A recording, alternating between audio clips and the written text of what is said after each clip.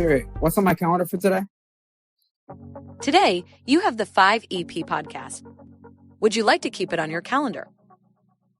5EP? Yeah!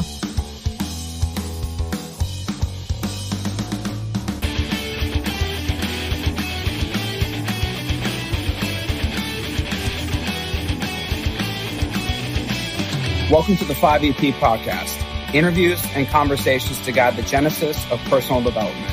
Mental, physical, emotional, spiritual, and social. The 5 pillars of living a 5 exclamation point life. On now with your host, Alex Petrowski. Welcome to another episode of the 5EP podcast. I'm here with Bob Mulhern, the Senior Managing Director of Colliers International, the Greater Phoenix chapter, and he is also the board chairman of Great Hearts Academies in Arizona. Today, we're going to talk about priorities, workplace culture, and family life. So I want to get things started with this question. In commercial real estate, where the vast majority of brokers are men, how is it that you have been able to attract so many talented women professionals to Colliers? Well, I think it talks about all the things you're talking about, Alex. It is you create a culture that everyone thrives in, that you set out to say, hey, our purpose here is to really unleash the greatness in people, and it attracts everybody. And so what happens is there are a lot of women who want to be involved in commercial real estate. It's just not a great environment. So what happens with us is that they come in and they realize that we don't have any special programs for women because they don't need special programs. We just have an environment that allows everyone to thrive.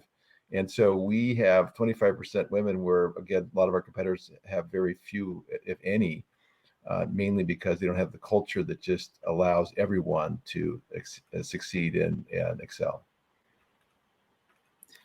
Yeah, definitely. Workplace culture is so crucial this day. And given your focus on culture and leadership, how were these tested in 2020 during COVID? And what was the ultimate result for Colliers? So if you look at what we've been attempting to do, which is we say build our business while building our culture, because if you do, you really lose. And so during COVID, what happened is everything changed. A lot of offices shut down. And in commercial real estate, it's considered by the governor as an essential service, so we didn't have to shut down. And so although all our big competitors did, we didn't. The company allowed me to stay open. So as is really typical for our culture, I sent an email out to all the members, 100 people in Arizona, and said, look, the company has said to me, if I want to keep the office open and safe, so then in 2020, we actually had record results. We went up.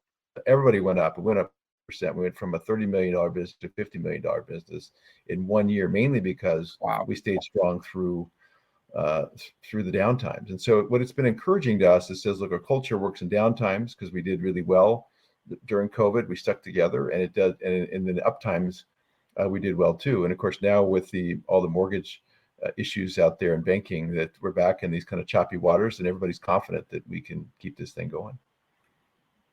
I love that, setting a precedent that no matter what goes on, you're still going to do well. That's right. Essential. Yes. One of the things that you'd mentioned to me previously, and this really builds on the late Steve Jobs and his quote, you cannot connect the dots looking forward, you can only connect them looking backwards. You build on this to say you cannot connect the dots without knowing the sequence of priorities. And I really believe this takes it a step further, whereas it's elementary to look at what occurred in the past, to be more self-aware, but then to live fully present, you have to know your priorities and move from that stance. So could you expand on that? Yeah, so I like to use the example of a telescope that says, I like to hold a telescope, people say, what's so amazing about a telescope? And of course, it's because it allows you to see things you can't see without the telescope, or it allows you to see things you might be able to see, but see much clearer. And I say, so these are fantastic. I say, what are the weaknesses of a telescope? And of course, one of them is if you've got to point the wrong way, you can't see what you want to look at. And the other one I think that really sinks in with people is that if you take one piece of that telescope away and put it in a different order, everything's blurry. So if you don't know in your own life what is most important, what is subsequent to that, and so on, and it doesn't mean that successful people can't find somehow success in the blur, but you can't really compete with somebody who has clear vision, that see things that literally other people can't see. And I feel like that's what I'm able to do with this mindset. And so I really help people. I ask them the question, what is most important in your life, and what is behind that? And I actually say, look, if you had to pick five areas, and happens to be you have the 5 areas in your own podcast here, and you have to rank order them, what order is important for you? Because if you don't do that, what happens along life is you have to drop one thing or another, because you can't get them all in. And that's what's too bad. I think people don't live up to their potential because they connecting the dots in the right order to do that. Definitely. Can you give some examples of 5 or so priorities for maybe yourself Sure. or a well-known figure? Yeah. So for me, what I'll do is always ask, if I'm talking to people, what, throw some out there, and we'll throw a whole list of them. And it's interesting because some people will say things like family and friends, will say like peace, or energy, so there's a lot of different ways to kind of lay out for different people, which is great. But for me, it's really simple. My faith drives who I am. And so if I look at the eyepiece of that telescope, it's my faith. And then right after that, and for those who don't know, my wife and I have 9 kids, so we have a big family. And so even that second piece of it, which is family, I actually, in my mind, there's 2 parts of that. There's my wife, then the kids. Because if I don't put Tina first, nothing works. So the kids understand that. I put my health, my energy, and that's my mental and physical health. Because again, without that, I can't really take care of my first 2 priorities, which are my family and my faith. And then, of course, I do need to pay for things too. So after that, I put my work, and so I remind people that work is my 4th priority, and that's why they can see I'm never worn down. And then finally, the community, which I say finally, and if you do all these things right, you have plenty of time for community. So I've been able to help start Great Hearts, which is now 15,000 kids in Arizona. Because with all these other helping each other, building on each other, it allows just you to accomplish things you never thought could accomplish. And I tell people too, they worry about work being not, second or something. And I'm like, look, for me, it's 4th, and I've done fine at work. I mean, Colliers is a great business. We've grown it a lot over the number of years. So I try to, and again, family, gosh, 9 kids, my wife, I've been married 35 years this year. And so all of these pieces, they say, look, you can do all these things, but you just don't put them in the right order. Start dropping them because life's too fast, too blurry to get it done. How has your experience been in being transparent to colleagues on, hey, these are my priorities, and if you don't think I can fit in with the work, then I'm not the right fit? How has your experience been in being transparent? So I think it's so critical, because what you find is, of course, most people, that's all they want. They just want people to be transparent. So when I was interviewing for my position at Colliers, which was 15 years ago now, hey, we have a really easy question to start off with, because they were down to 2 people. What are your priorities in life? And I'm like, oh, okay, well, that's easy. They're my faith, my family. I went right through those same ones, and then you could tell there was a little silence, because work wasn't, I didn't throw out work first. And what was interesting is that, and I had to make a little bit of a joke. I'm like, hey, at least work made the top. But it's what's allowed them to recognize is the reason I was successful coming into that interview, and why they liked me in the first place, is that I could bring a certain confidence in living life to its fullest, so to speak. And so I was chosen, and I've been able to then be very clear since then, without, I'm not pushy or anything. It's just, this is who I am, and you can be who you are. But it's worked really well for me. How often in your life have you found reassessment to be essential in your priorities moving forward in order to make it to the next level? Well, what you have to do is you have to recognize at different times a priority that's you know ahead of another is going to cause some ripples down the way. So, for example, each time Tina and I have had a child, you have to kind of let people know, hey, look, I'm going to need some space here, and I'm just not going to be able to give the same energy now. And of course, having the child wasn't a surprise because we had plenty of time to prepare for it. But I do think that that's what I find, or you get injured, right? So your health needs some different focus. You're going to, physical therapy or something like that. And these are taking time away from other things. And I just find that if you tell people, hey, look, this is what's going on right now, that they're very open to it because like I said at that initial interview with Colliers, I'm like, look, these are my priorities and they're not going to change. these are them. So if you like them, great, we'll get along. If not, I'm the wrong guy. And so what I think what's been encouraging, why another reason we attract people to Colliers and we have such a strong culture, is that they see me as, I always say, not a model, right? But I'm an example of what you go after your priorities, what you can do. Because they kind of think about that model example. I say, because if I'm a model, everybody needs to have more kids, then they kind of laugh and like, okay, I get it. I'm not saying we all like me, but that if you can really focus in on what's most important to you and live your life that way, it's amazing how much time you have for the things that are important, including keeping yourself in good health. Can you talk more about core values in a company and how they relate to the priorities of this company versus Sure. the priorities of your life? Because when I look at core values of a company, it makes me think about my core values and my core priorities, and it's a professional way of keeping the company's priorities. Sure.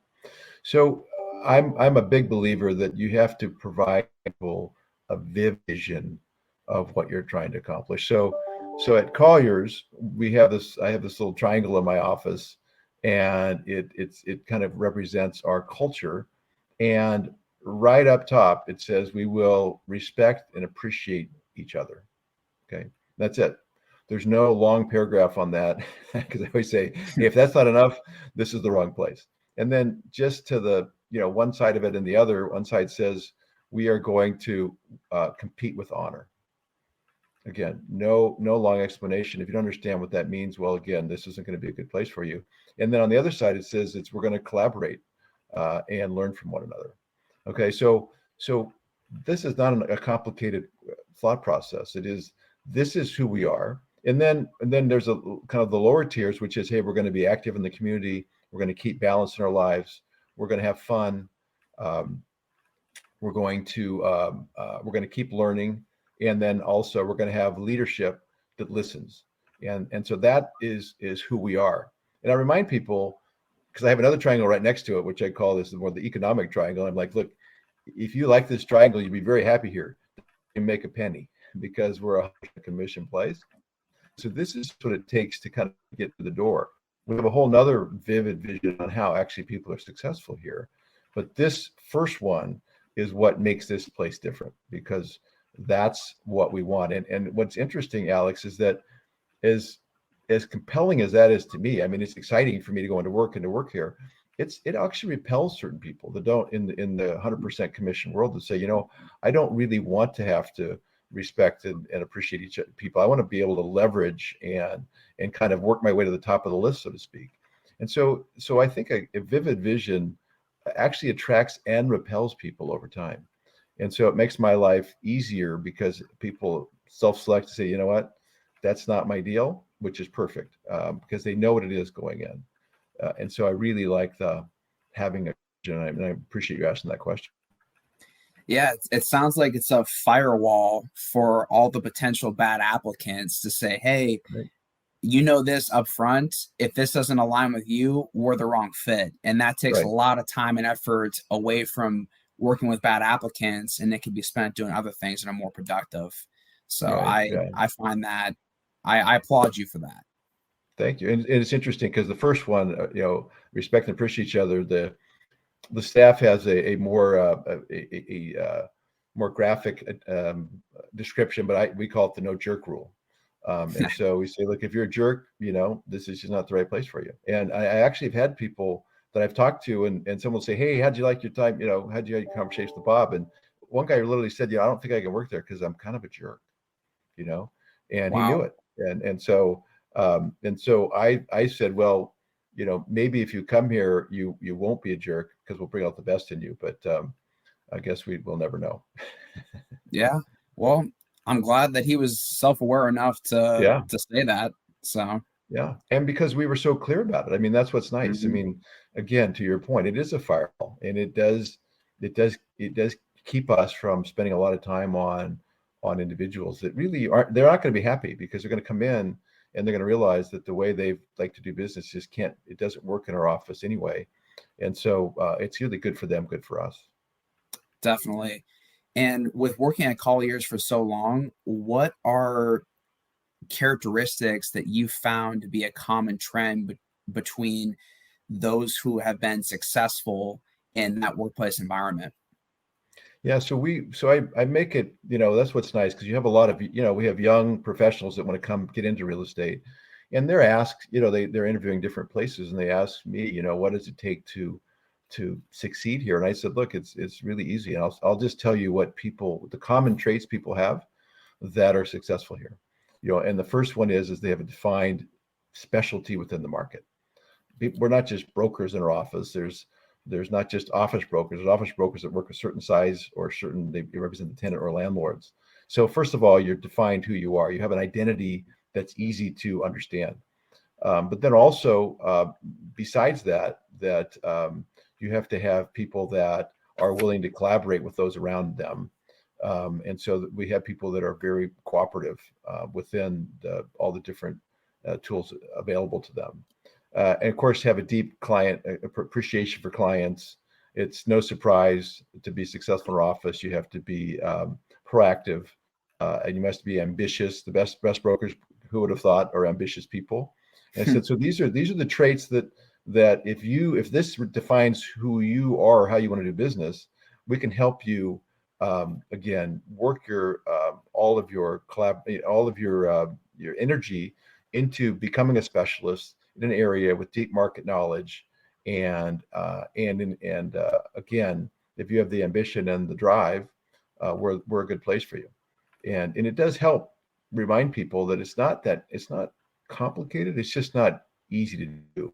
And that's where you provide tools to do that and leadership that keeps them in line. Definitely. And we all know when you're endeavoring and working on new things in the workplace or just in life in general, you're going to be making mistakes and you might doubt yourself here and there. Something that you've mentioned previously is progress, not perfection. Mm-hmm. How important is the notion keep moving in life? Yeah, I think it's critical. I mean, I see so many people that stop because they set a rule, okay, their own rule, and they don't accomplish their own rule. It's like they're losing at their own. I always say, hey, let's don't lose by our own rules, okay? And so what happens is that you say you're we have a starting point here, you have a goal, okay? And so what are we taught to do, which is always compare where we are to where we're trying to get to. And we always forget to look back and say, oh, wait a minute, I actually moved a long way. The problem is I keep moving that carrot out. It's like this carrot that I keep pushing out. And so if we're making progress, you find progress by looking back. Okay. You look back and you say, wow, we've done all of these things. I've made this change. I've established these priorities or these habits in my life. And again, as we're taught to do, actually for kind of proactive, keep moving the horizon, so it's going to get there. But if we can look back, we stay out of what a group I'm involved in calls the gap. And the gap is when, and you keep seeing, oh gosh, I didn't do this, didn't do that, didn't do this. And so there's a lot of discouragement there, as opposed to, wow, look at all this whole list of things I've been able to accomplish. And I have to do that a lot with people, because people do lose their confidence, and it's usually because they're looking the wrong way, or they're losing by their own rules, which is really unfortunate, because if you're setting the rules, might as well win. 100%. And I never want to have self-limiting beliefs to where I'm the one that's limiting my progress, Right. and not some regulation or what have you. So Right. yeah, Right. I agree. So what advice do you have for those still searching for where they fit in this world? Right. So there's, what's good, what's hard sometimes is because it's hard for us not to ourselves to other people, right? And so it's important to know a lot about ourselves. And I think that, and I call that personal humility, because humility means that you know your weaknesses. Yeah, that's humble, but you also know your strengths. Okay, and you know what you're good at and what you're not good at. And so there's a lot of different tests you can take that kind of help you see this. But I know in my own life, recognizing there's certain things I'm good at doing. It's like, so I like to make decisions. I'm a kind of a natural born manager. I've learned to become a leader too. And so there's putting me in a position where I get to do that means I'm going to, accelerate what I'm doing. And others, they want more time to contemplate. They want more time to dig in. They're better at researching. And so I think it's, if we just really say to ourselves, this is what I am really good at, and then go find uh, a path that allows you to use those natural skills. It's just much easier than trying to figure out each day how you're going to like overcome stuff. So I'll just, in our own business, we're in the sales business. Some people, they don't like to make cold calls, right? They just don't like to. And that's okay. You can still be in our business and do that, but you have to admit that to yourself, because you write down, I'm going to make so many calls. It's not going to happen. And so we try to team up people, some who like to really prospect and others who like to actually execute on business. Like I say, one person likes the fish, the other person cleans the fish and, prepares it.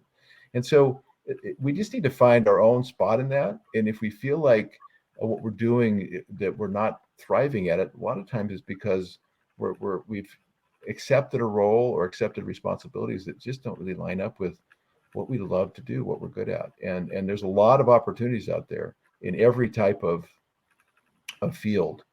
And so I believe there is a spot for all of us, but it's frustrating at first to start, unless you have that mindset that you know what, I'm not going to do things that because someone else seems to be excelling at it, but do things that I can and appreciate in my own life to accomplish.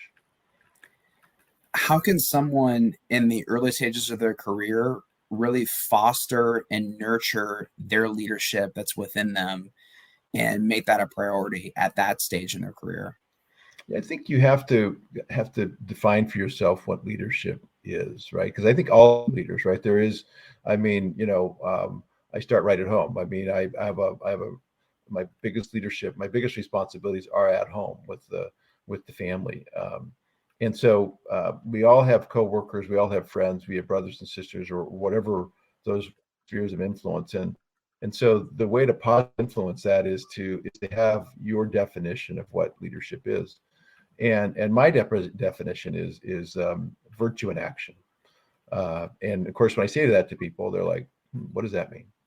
And so the virtues that I try to follow are, when I'm leading, are go back all the way to Socrates, where he laid out kind of the four cardinal virtues. These were human virtues that you could develop in your own life. And the first of those was prudence, make good decisions.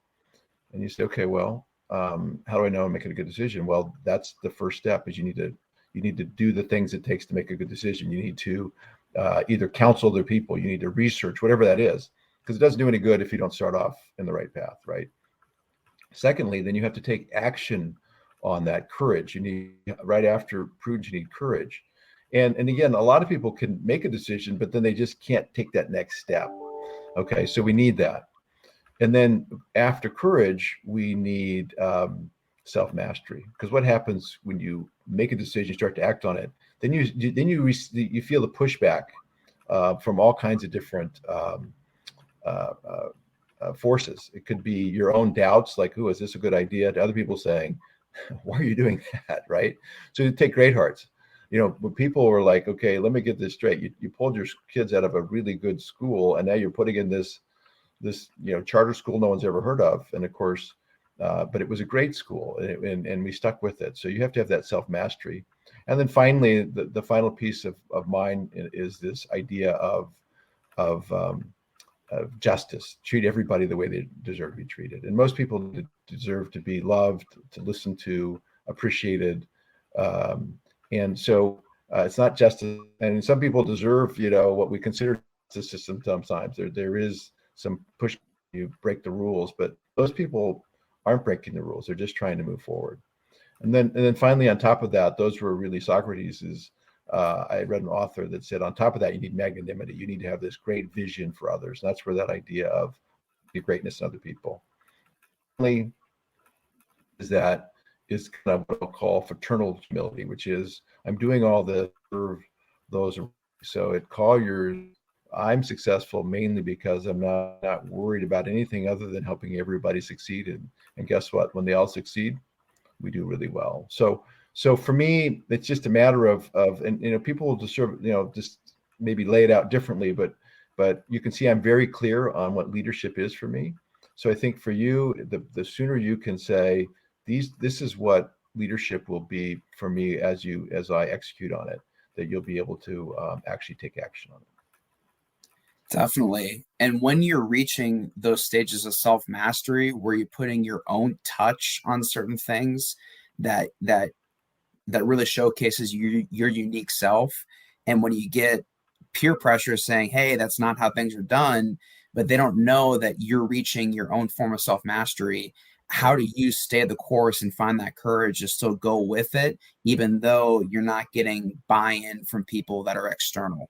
Right. So I think the most important thing is starts again with this idea of humility. You know who you are and who you're not. So I'll give an example. During COVID, as the president of the Great Hearts boards, I had to decide if kids were going back to school. Our board did, and I was the head of that board. And so we decided the best thing for our students was to be in a safe classroom, safe health-wise, in front of a teacher, learning, live. Well, there was a lot of people that took exception to that idea, and they really pushed back on me and said, "How do you know you're right?" And of course, my answer was, "Well, as far as COVID, I don't know if we are. I mean, if this turns out to be a bad idea, we'll have to change it because we were remote. We'll have to go back to remote. So I don't know if I'm right, but know that it's the right decision is put kids in front of teachers in front of their kids and let them teach right there. And so sometimes you just have to. That's why it starts with prudence. You have to be so confident in that what you're saying or the way you're leading or moving, that when these come on, you don't try to, like I didn't, if they showed up all these stats on medical things, I didn't try to come up with my own medical stats. I'm like, I don't have medical, I'm a doctor. I'm not even an educator. I'm that helped get this thing. And we think this is best. So we've made it safe. We're going to move forward on it. And so it is, I think, the sooner you feel comfortable not justifying and defending your points in any way other than why you made them, which in this case had nothing to do with all the medical stats, we thought was safe and right as best we could, then it allows you to hold strong. But it is hard because people will tell you, like in this case, after spending, at that point, 18 years helping Great Hearts, that I really wasn't, I didn't like teachers, and I didn't really must not kids if I was putting them in this spot. And again, that model, then justice comes in and says, wow, so why don't I just kind of discount these people? And it's because it allowed me to realize they're saying this because they really are frightened for their kids, and guess what? If I was frightened for my kids, I would be pretty, adamant about it too. So if you put this all together, it allows you to be very comfortable on saying, I'm in charge of this decision I'm going to make, and I'm going to move forward. And in our own lives, that's how it is. And I remember one time in college, a professor told me when I was making a decision like this, and everybody was telling me, of course, that I was making the wrong decision.